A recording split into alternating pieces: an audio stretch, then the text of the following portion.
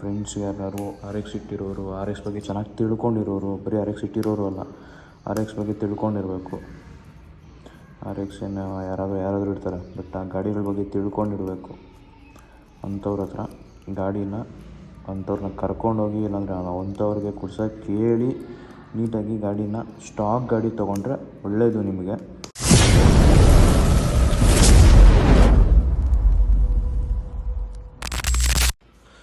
So ನಮ್ಮ ಪರಿಚಯದವರೊಬ್ಬರು ರೀಸೆಂಟಾಗಿ ಗಾಡಿನ ಸ್ವಲ್ಪ ರೆಡಿ ಮಾಡಿಸಿದ್ರು. ಮುಂಚೆ ಅದು ಪ್ರಾಬ್ಲಮ್ ಎಲ್ಲ ಏನಾಗಿತ್ತು ಅಂದರೆ ಗಾಡಿ ಪರ್ಫಾರ್ಮೆನ್ಸ್ ಇರಲಿಲ್ಲ. ಮೇ ಬಿ ರಿಬೋರ್ಗೆ ಬಂದಿತ್ತು ಅಂತ, ರಿಬೋರ್ ಮಾಡಿಸಿದ್ರೆ ಸರ್ ಹೋಗುತ್ತೆ ಗಾಡಿ ಅಂತ ಮೆಕ್ಯಾನಿಕ್ ಹತ್ರ ತೊಗೊಂಡೋಗಿದ್ದಾರೆ. ಅವ್ರ ಮೆಕ್ಯಾನಿಕ್ಕು ಹೆಡ್ಡು ಬೋರೆಲ್ಲ ಬಿಚ್ಚಿದ ಮೇಲೆ ಗೊತ್ತಾಗಿದೆ ಅದು ಸ್ಲೀವ್ ಬೋರ್ ಅಂತ. ಆ ಸ್ಲೀವ್ ಬೋರ್ ಅಂದರೆ ಹೆಂಗಿರುತ್ತೆ, ಏನಿರುತ್ತೆ ಅಂತೆಲ್ಲ ಗಾಡಿಯಾಗೆಲ್ಲ ಕಂಪ್ಲೀಟಾಗಿ ರೆಡಿ ಆಗಿದೆ. ಗಾಡಿ ಬಂದಿದೆ, ಮತ್ತು ಅದ್ರ ಬೋರೆಲ್ಲ ನಾನು ಕೇಳಿಕೊಂಡು ತರಿಸ್ಕೊಂಡೆ, ಕೇಳಿದೆ ಅವ್ರಿಗೆ ತೊಗೊಂಬರೋಕ್ಕಾಗುತ್ತಾ ಅಂತ. ಅವರೆಲ್ಲ ತೊಗೊಂಬಂದಿದ್ದಾರೆ. ಸೊ ಅದನ್ನ ಹೋಗಿ ಇವಾಗ ಕಲೆಕ್ಟ್ ಮಾಡ್ಕೊಂಡು ಬರೋಣ. ಆ ಸ್ಲೀವ್ ಬೋರು ಅಂದರೆ ಹೆಂಗಿರುತ್ತೆ, ಏನೇನಾಗುತ್ತೆ, ಆ ಪೋರ್ಟ್ಸ್ ಎಲ್ಲ ಹೆಂಗೆ ಫಿಟ್ ಮಾಡ್ತಾರೆ ಅನ್ನೋದನ್ನು ನೆಕ್ಸ್ಟ್ ಅಪ್ಕಮಿಂಗ್ ನೋಡ್ತೀರಾ. Stay tuned. ಸೊ ಇದರಲ್ಲಿ ಇರೋದು ಇದು ಸ್ಲೀವ್ ಬೋರು ಮತ್ತು ಇನ್ನೇನೇನೋ ಇದೆ, ನೋಡೋಣ. ಆಮೇಲೆ ಹೋಗಿ ತೋರಿಸ್ತೀನಿ ನೀಟಾಗಿ ಏನೇನಿದೆ ಇದರಲ್ಲಿ ಅಂತ. ವೆಯ್ಟ್ ಮಾಡಿ ಲಾಸ್ಟ್ವರೆಗೂ. ಹಳೆ ಬೋರೆಲ್ಲ ತರಿಸ್ಕೊಂಡು ಕೊಟ್ಟಿದ್ದಾರೆ. ಸೊ ಇವಾಗ ನೋಡೋಣ ಸ್ಲೀವ್ ಬೋರ್ ಹೆಂಗಿರುತ್ತೆ ಅಂತ ನಿಮ್ಗೊಂದು ಈ ವಿಡಿಯೋದಲ್ಲಿ ತೋರಿಸೋಣ ಅಂತ. ಬೋರ್ನ ತರಿಸ್ಕೊಂಡಿದ್ದೀನಿ, ತೋರಿಸ್ತೀನಿ ತಡೀರಿ ಇವಾಗ ಹೆಂಗಿರುತ್ತೆ ಸ್ಲೀವ್ ಬೋರ್ ಅಂತ.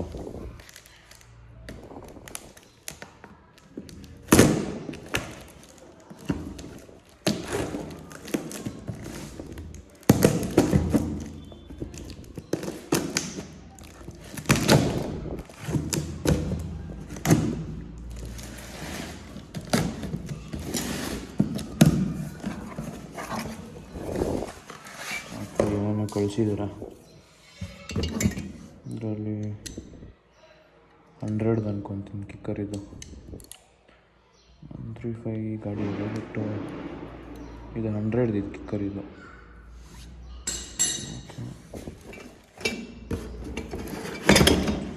ಕ್ಲಚ್ ಅಸೆಂಬ್ಲಿ ಎಲ್ಲ ಕಳಿಸಿದ್ದಾರೆ.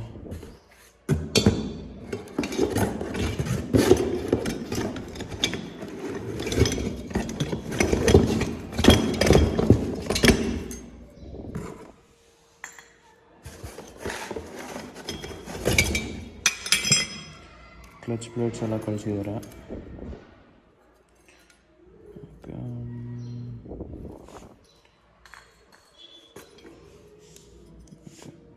ಸ್ಪ್ರಿಂಗ್ ಕಳಿಸಿದ್ದಾರೆ, ಗೇರ್ ಲಿವರು. ಸೊ ಅವರು ಬೆಂಗಳೂರಲ್ಲಿ ಸ್ವಲ್ಪ ಇಂಜಿನ್ ಕೆಲಸ ಏನೋ ಮಾಡಿಸಿದ್ರು ಅವರು, ನಮ್ಮ ಫ್ರೆಂಡವರು. ಅಲ್ಲಿ ಪಾರ್ಟ್ಸ್ ಎಲ್ಲ ಚೇಂಜ್ ಮಾಡಿಸಿದ್ದಾರೆ, ಕೆಲವೊಂದು ಪಾರ್ಟ್ಸು ಇಷ್ಟನ್ನು ಚೇಂಜ್ ಮಾಡಿದ್ದಾರೆ. ಇಲ್ಲಿ ಉಜ್ಜಿದೆ, ಇಲ್ಲಿ ಕಾಣಿಸ್ತಾ ಇದೆ ಅನ್ಕೊತೀನಿ, ಇಲ್ಲಿ ಉಜ್ಜಿದೆ. ಸೈಜು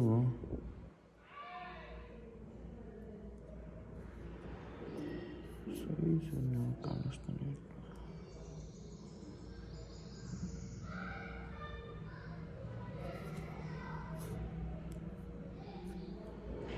ಸೈಜು ಕಾಣಿಸ್ತಿಲ್ಲ.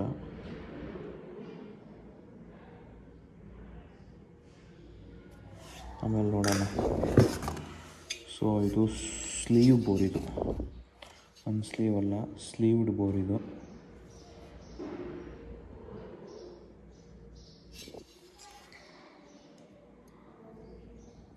ಯಾವುದು ಇದು E4 ಸ್ಲೀವ್ ಬೋರ್ ಇದು.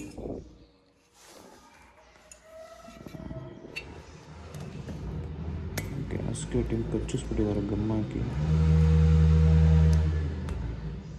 ಕಚ್ಚಿಸ್ಬಿಟ್ಟಿದ್ದಾರೆ. ಇದು ಗ್ಯಾಸ್ಕೆಟು, ಹೆಡ್ ಗ್ಯಾಸ್ಕೆಟು.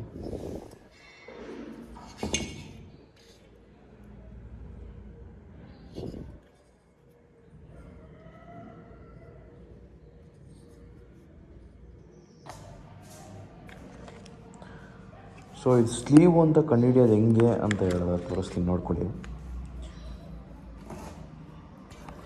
ಸೊ ಇದು ಕೆಳಗಡೆ ಏನಿರುತ್ತೆ, ಕ್ಯಾಮ್ರಾಗೆ ಎಷ್ಟು ಚೆನ್ನಾಗಿ ಕಾಣಿಸುತ್ತೋ ಇಲ್ಲೋ ಗೊತ್ತಿಲ್ಲ ನನಗೆ. ಇಲ್ಲಿ ನೀಟಾಗಿ ಹಿಂಗೆ ಪ್ರೆಸ್ ಮಾಡಿದ್ರೆ ಈ ಸ್ಲೀವ್ ಅನ್ನೋದೇನಂತೆ, ಈ ಸೆಂಟ್ರ್ ಗ್ಯಾಪಲ್ಲಿ ಆಯಿಲ್ ಏನಾದ್ರು ಇದ್ದರೆ ಬಬಲ್ ಫಾರ್ಮ್ ಥರ ಆಗುತ್ತೆ. ಸದ್ಯ ನೀರು ಹಾಕ್ಬಿಡ್ತೀವಿ.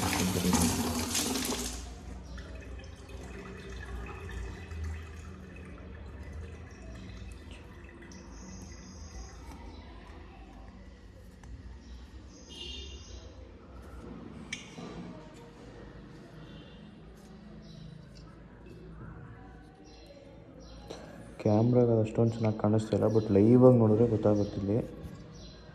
ನೋಡಿ, ಇಲ್ಲಿ ಬಬಲ್ ಫಾರ್ಮ್ ಥರ ಆಯ್ತಿಲ್ಲಿ ಕಾಣಿಸ್ತಿದೆಯಾ ಇಲ್ಲಿ.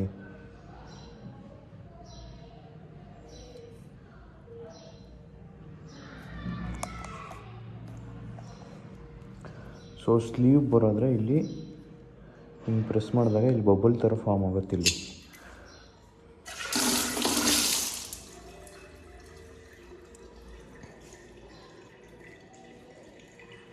ಆ್ಯಕ್ಚುಲಿ ಆಯಿಲ್ ಹಾಕಿದ್ರೆ ನೀಟಾಗಿ ಗೊತ್ತಾಗುತ್ತೆ, ಬಟ್ ನನ್ನ ಹತ್ರ ಇಲ್ಲಿ ಆಯಿಲ್ ಇಲ್ಲ.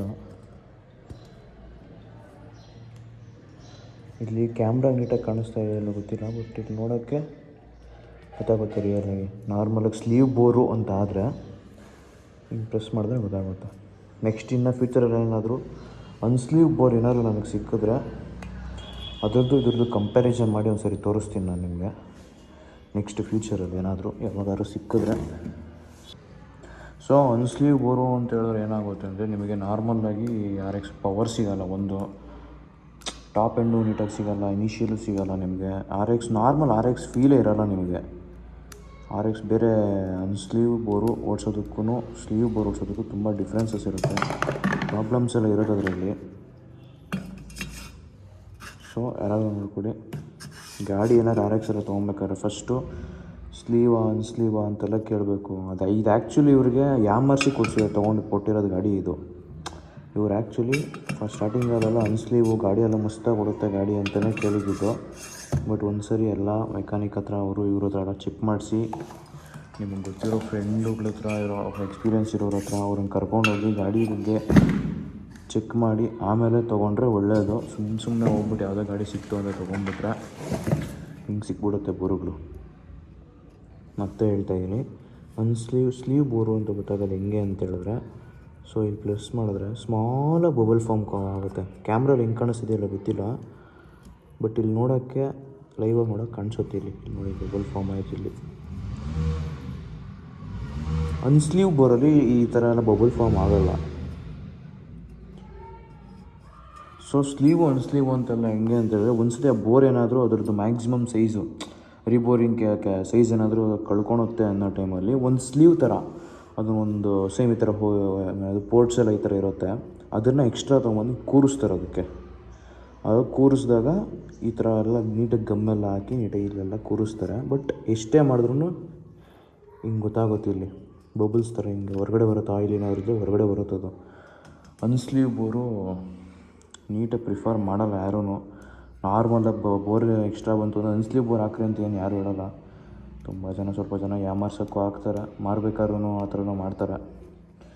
ತೊಗೊಬೇಕಾದ್ರೆ ನೋಡ್ಕೊಂಡು ತೊಗೊಳ್ಳಿ ಅಷ್ಟೇ. ಎಷ್ಟೇ RXಲ್ಲಿ ಎಷ್ಟೇ ಗೊತ್ತಿದ್ರು ಅಷ್ಟೇ ಗುರು, ಯಾಮಾರಿಸ್ಬೇಕು ಅಂತ ಇದೆ ಆರಾಮ್ಸೆ ಯಾಮಾರಿಸ್ಬಿಡ್ತಾರೆ. ಅದರ ಬಗ್ಗೆ ಎಲ್ಲ ಏನಿಲ್ಲ, ಬಟ್ ಹುಷಾರಾಗಿ ತೊಗೊಬೇಕು ಅಷ್ಟೇ. ಪರಿಚಯವ್ರ ಹತ್ರ, ಫ್ರೆಂಡ್ಸು ನೋಡ್ಕೊಂಡಿರೋರು ಗಾಡಿಯವ್ರ ಹತ್ರ, ಇಲ್ಲ ನಿಮ್ಮ ಫ್ರೆಂಡ್ಸ್ ಯಾರು RX ಇಟ್ಟಿರೋರು, RX ಬಗ್ಗೆ ಚೆನ್ನಾಗಿ ತಿಳ್ಕೊಂಡಿರೋರು, ಬರೀ RX ಇಟ್ಟಿರೋರು ಅಲ್ಲ, RX ಬಗ್ಗೆ ತಿಳ್ಕೊಂಡಿರಬೇಕು. RX ಏನು ಯಾರಾದರೂ ಇರ್ತಾರೆ, ಬಟ್ ಆ ಗಾಡಿಗಳ ಬಗ್ಗೆ ತಿಳ್ಕೊಂಡಿರಬೇಕು. ಅಂಥವ್ರ ಹತ್ರ ಅಂಥವ್ರನ್ನ ಕರ್ಕೊಂಡೋಗಿ, ಇಲ್ಲಾಂದರೆ ಅಂಥವ್ರಿಗೆ ಕೊಡ್ಸೋಕೆ ಕೇಳಿ ನೀಟಾಗಿ ಗಾಡಿನ ಸ್ಟಾಕ್ ಗಾಡಿ ತೊಗೊಂಡ್ರೆ ಒಳ್ಳೆಯದು ನಿಮಗೆ. ಹುಷಾರಾಗಿ ನೋಡ್ಕೊಂಡು ತೊಗೊಳ್ಳಿ. ಇನ್ನೊಂದು ಇದರಲ್ಲಿ ಸ್ಟಡ್ ಬೋಲ್ಟ್ಸ್ ಅಂತ ಬರುತ್ತೆ ಇದರಲ್ಲಿ. ಸೊ ನೀವೇನಾದರೂ ಸೈಲೆನ್ಸರ್ RXಗೆ ಏನಾದ್ರು ಫಿಟ್ ಮಾಡ್ಬೇಕಾದ್ರೆ ಹುಷಾರಾಗಿ ಫಿಟ್ ಮಾಡಬೇಕು, ಯಾಕೆಂದರೆ ಇದು ಥ್ರೆಡ್ಸ್ ಹೋಗೋ ಚಾನ್ಸಸ್ ಜಾಸ್ತಿ ಇರ್ತೈತೆ. ನೀಟಾಗಿ ಸುಮ್ಮನೆ ಹೆಂಗಂದ್ರೆ ಹಂಗೆ ತೊಗೊಂಡು ಹೊಡೆದ್ಬಿಡ್ತೀನಿ ಅಂದರೆಲ್ಲ ಆಗೋಲ್ಲ. ನೀಟಾಗಿ ಹುಷಾರಾಗಿ ಫಿಟ್ ಮಾಡಬೇಕು. ಆ್ಯಕ್ಚುಲಿ ನಂದು ಸ್ಟಡ್ ಬೋಲ್ಟ್ಸ್ ಸ್ವಲ್ಪ ಎಲ್ಲ ಥ್ರೆಡ್ಡಿಂಗ್ ಹೋಗಿದೆ. ನೆಕ್ಸ್ಟು ರೀಬೋರ್ ಅದು ಬೋರ್ ಬಿಚ್ಚಿಸಿದಾಗ ನಾನು ಸ್ಟಡ್ ಬೋಲ್ಟ್ಸನ್ನ ಚೇಂಜ್ ಮಾಡಿಸ್ಬೇಕು. ಬಟ್ ಅದು ನೀಟಾಗಿ ಎಲ್ಲ ಬಿಚ್ಚಿಸ್ಬೇಕು, ಅದು ಸ್ವಲ್ಪ ತಲೆನೋವು ಕೆಲಸ ಅದು. ಸೊ ಸೈಲೆನ್ಸರೆಲ್ಲ ಜಾಸ್ತಿ ಚೇಂಜ್ ಮಾಡ್ತಿದ್ರು ಥ್ರೆಡ್ಸ್ ಹೋಗ್ಬಿಡುತ್ತೆ. ನಾನು ಜಾಸ್ತಿ ಚೇಂಜ್ ಮಾಡ್ತಿದ್ದೆ ಮುಂಚೆ ಸೈಲೆನ್ಸರ್ಸ್ ಎಲ್ಲ. ಸೊ ಅವಾಗ ಹಂಗಾಗಿತ್ತು. ಹುಷಾರಾಗಿ ಸ್ಟಡ್ ಬೋಲ್ಟ್ಸ್ನ ನೋಡ್ಕೊಂಡು ಹಾಕ್ಕೊಳ್ಳಿ ಹುಷಾರಾಗಿ ಎಕ್ಸಾಸ್ಟ್ ಫಿಟ್ ಮಾಡಬೇಕಾದ್ರೆ. ಹೋಗಿ ಇದೊಂದು ಇನ್ಫಾರ್ಮೇಟಿವ್ ವೀಡಿಯೋ ಆಯಿತು ಅಂದ್ಕೊತೀನಿ. ಈ ಥರ ಇನ್ನು ನೆಕ್ಸ್ಟ್ ಕಂಟೆಂಟ್ಗೆ 2 Strokes ಸ್ಟೆರಾಯ್ಡ್ ಅಂತ ಯೂಟ್ಯೂಬ್ ಚಾನಲ್ ಇದೆ, ಇನ್ಸ್ಟಾ ಪೇಜು ಇದೆ. ಲೈಕ್ ಮಾಡಿ, ಶೇರ್ ಮಾಡಿ, ಸಬ್ಸ್ಕ್ರೈಬ್ ಮಾಡಿ for more 2 Stroke contents like this.